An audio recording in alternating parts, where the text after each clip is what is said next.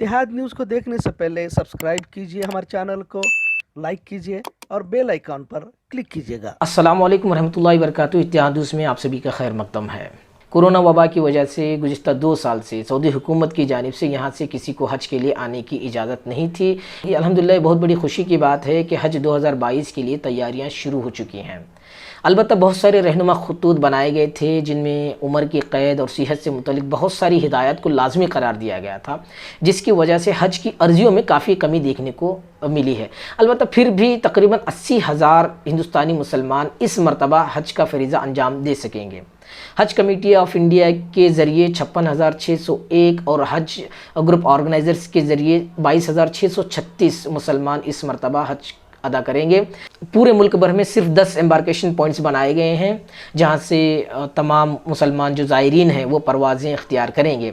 इन 10 embarkation points में बेंगलुरु भी शामिल है। पूरी रियासत कर्नाटक से लगभग 2,700 ज़ायरीन इस मरतबा बेंगलुरु से हज के लिए रवाना होंगे। इस ज़मन में कर्नाटक स्टेट हज कमेटी के चेयरमैन रऊफुद्दीन कचेरीवाला ने तफसीलात बयान की हैं। आइए देखते हैं तफसीलात। अल्हम्दुलिल्लाह 2022 का हज होने जा रहा है।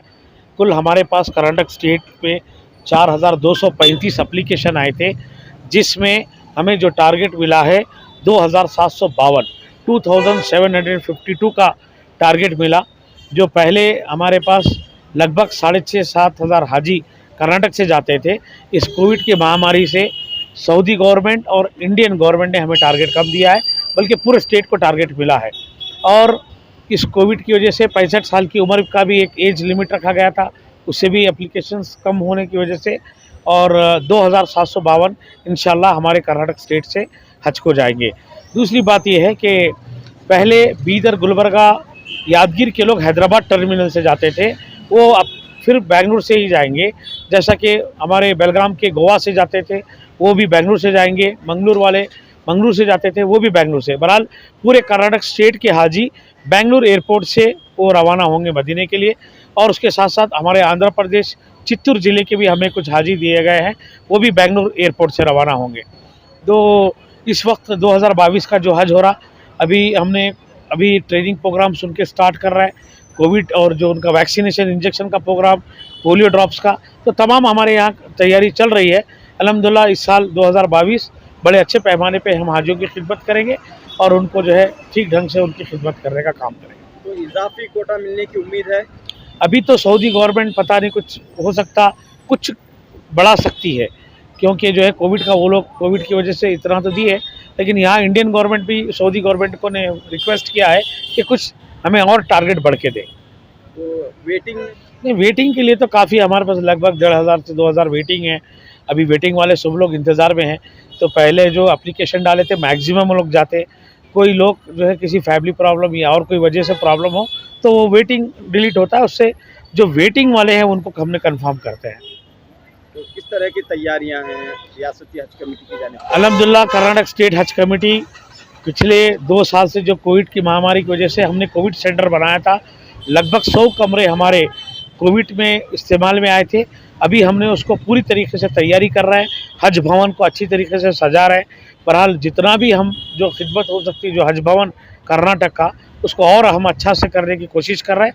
और क्योंकि दूसरी बात ये है कि कर्नाटक के पूरे डिस्ट्रिक्ट के हाजी यहाँ से ही रवाना होने वाले हैं एयरपोर्ट के लिए बेंगलुरु से, तो 2 दिन वो हाजी रहेंगे, जैसा कि बीदर, गुलबर्गा, रायचूर, यादगीर, ये जो आने वाले दूर से आते हैं, तो उनको कम से कम 1-2 दिन का रहने का तो मुकाम करना पड़ेगा, उनका हेल्थ चेकअप करना पड़ेगा, उनका खाने पीने का इंतज़ाम करना पड़ेगा।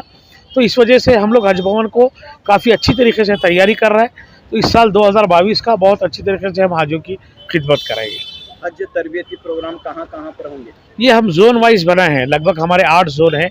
जैसा कि पहला गुलबर्गे में एक जोन है, फिर बेलगाम में एक है, उसके बाद में जो है मैसूर में एक है, बेंगलुरु में एक है, बल्लारी में एक है। हम हर जोन में 4-4 डिस्ट्रिक्ट को जोड़े हैं।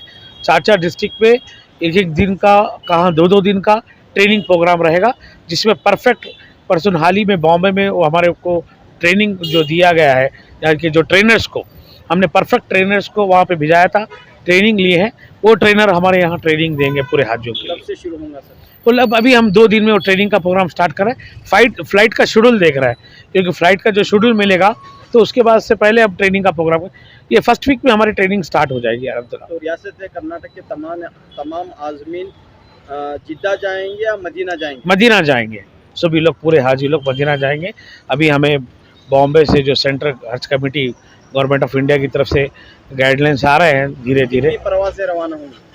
यहाँ से 8 फ्लाइट रवाना होगी लगभग इंशाल्लाह।